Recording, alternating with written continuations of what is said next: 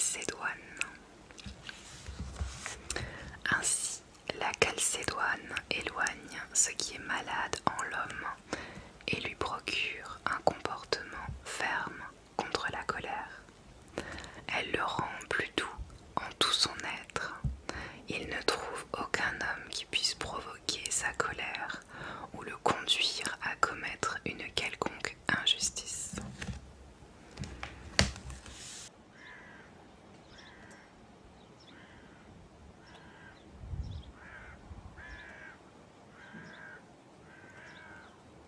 La pensée d'Hildegarde. Selon sainte Hildegarde, la calcédoine nous fait bénéficier de ses bienfaits anti-mélancolie.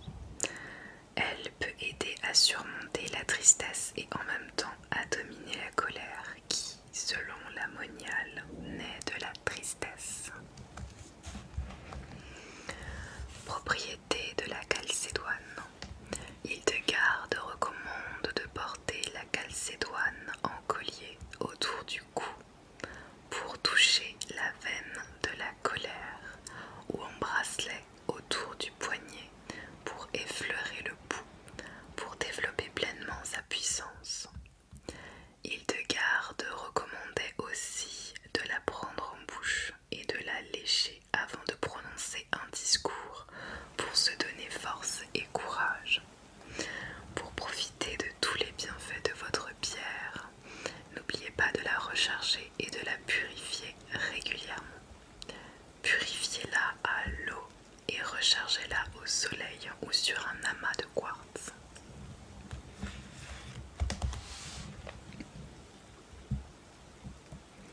Et il me semble que la nouvelle lune aura lieu justement ce vendredi 1er avril. Le conseil bien-être de la semaine.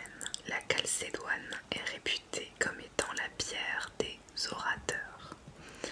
Elle permet de parler plus tranquillement et de façon réfléchie. N'hésitez pas à faire une méditation avec cette pierre avant toute prise de parole, en la mettant sur vos genoux ou en la tenant entre vos mains. Donc je vais vous montrer d'un peu plus près à quoi ressemble la calcédoine. Donc c'est cette jolie pierre bleu clair.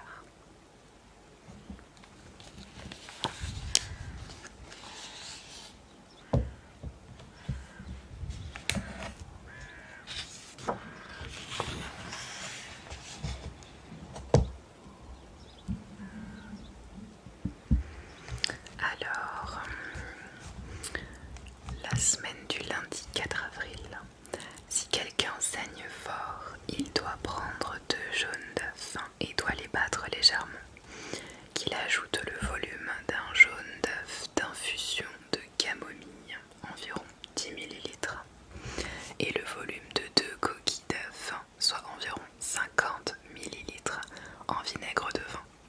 Une petite quantité de cannelle moulue, environ 10 g, et un peu de poudre de gingembre, 17 g.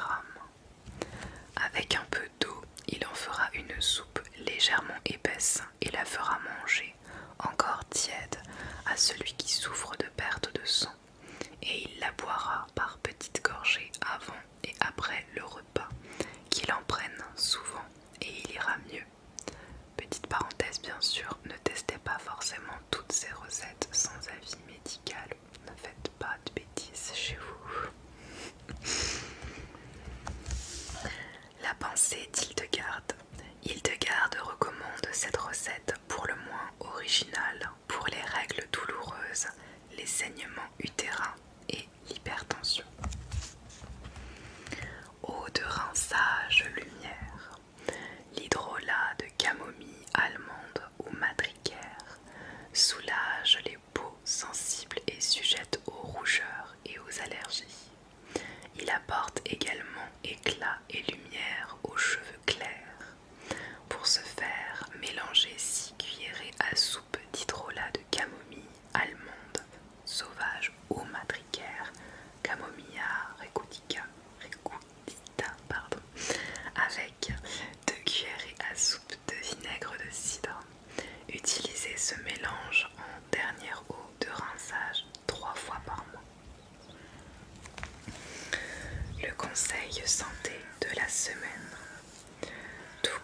plante, l'huile essentielle de camomille matricaire regorge de vertus. Elle est tout à la fois anti-allergique, anti-spasmodique, anti-inflammatoire et décongestive. C'est aussi un bon cicatrisant. On l'utilise surtout en cas d'allergie saisonnière. 2 gouttes dans 8 gouttes d'huile végétale à appliquer 2 fois par jour sur les avant-bras. Et d'allergie cutanée, 2 gouttes en application locale contre les démangeaisons. Attention, elle est photosensibilisante. Ça veut dire qu'il faut éviter de s'afficher au soleil une fois qu'on l'a mise. Il peut y avoir certaines réactions cutanées avec l'exposition au soleil. Donc là on était sur la camomille principalement. Semaine 15. Le fruit du cornouiller ne saurait blesser quiconque car il purifie et fortifie l'estomac, qu'il soit solide ou délicat, et favorise ainsi la santé.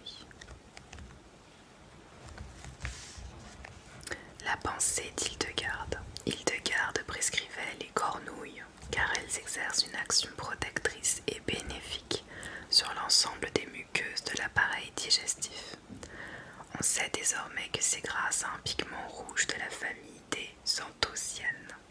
Hildegarde recommandait aussi de la prendre en bouche, de la lécher, avant de prononcer un discours pour se donner force et courage.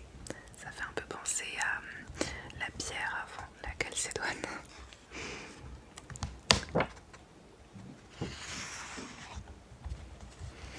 Marmelade de cornouille.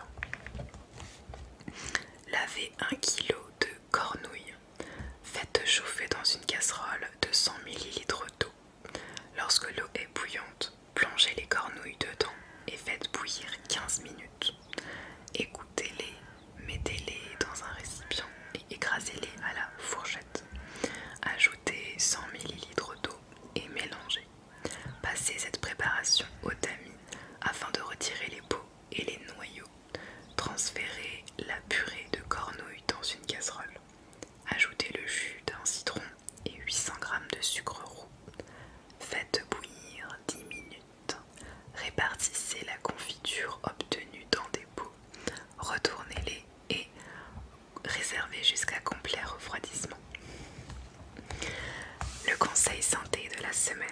Les cornouilles remédient à la fragilité capillaire en cas d'insuffisance veineuse chronique liée au diabète, à l'artériosclérose ou à l'hypertension.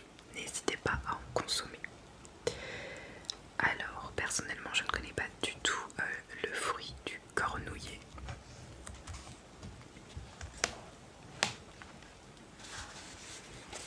Alors, je vais vous montrer les images qu'on a sur cette page. Donc, on a déjà cette plante qui est ici. Mais on parle de fruits à noyaux dans la recette, donc je pense plutôt qu'il s'agit des fruits qu'il y a en bas. J'espère que vous les voyez correctement, puisque je n'ai pas accès au retour caméra avec le livre.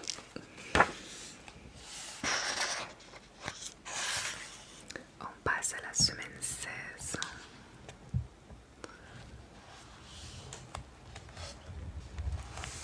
Alors, et par contre, on a la pleine lune le samedi 16 avril. C'est ça.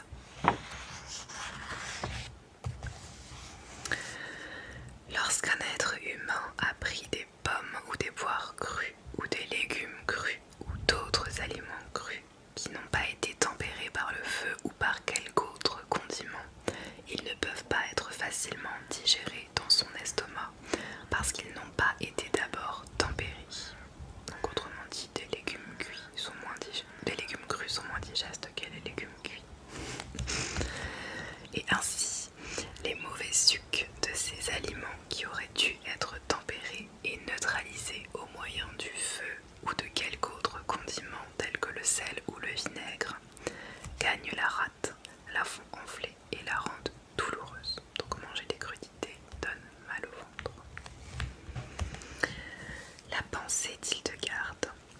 La Monial constate que de nombreux adeptes de crudité souffrent constamment de terribles gaz intestinaux, d'une mauvaise circulation sanguine et surtout de troubles de la mémoire parce que leur tête est mal irriguée à cause des crudités. Pour Hildegarde, la cuisson de tous les aliments est la condition préalable d'une bonne digestion. Céleri cuit à l'étuvée dans de la bière d'épeautre. Chauffez à petit feu 50 g de beurre dans une grande poêle. Ajoutez 500 g de céleri rave épluché et coupé en tranches fines, ainsi qu'un oignon coupé en dés. Puis faites dorer. Incorporez une feuille de laurier et progressivement 250 ml de bière d'épeautre. Faites cuire à l'étuvée pendant 30 minutes. Assaisonnez et saupoudrez de persil avant de servir. Le conseil santé de la semaine. Pour préserver les minéraux et les vitamines des légumes, privilégiez une cuisson à basse température à 60 degrés qui ne nécessite pas de matière grasse. Cette méthode de cuisson douce permet également de rehausser toutes les saveurs. Très connu, le vitaliseur de Marion permet de cuire les aliments à cœur sans dépasser les 95 degrés. Contrairement aux cuissons traditionnelles qui dépassent toutes largement 100 degrés. Il maintient la température de la vapeur constante en la régulant et cuit ainsi les aliments sans les dessécher, en gardant vivants tous leurs éléments nutritifs, même les plus fragiles, comme la vitamine C. Mauvaises graisses, toxines et pesticides de surface sont éliminés en tombant dans l'eau de cuisson.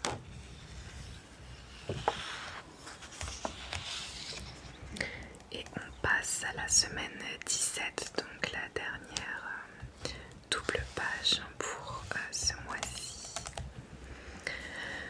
On va parler d'une plante, une mauvaise herbe qui envahit mon jardin en été, mais que je m'amuse à faire sécher pour utiliser les fleurs en infusion. Le suc de la mauve dissout la mélancolie. Le suc de la sauge la dessèche. L'huile d'olive imprègne la tête ainsi fatiguée, tandis que le vinaigre arrache l'acidité de la mélancolie. La pensée d'Hildegarde. La thérapie de l'âme tient une place très importante dans la théorie de la moniale. Mieux gérer ses émotions est une condition sine qua non pour prévenir les maladies.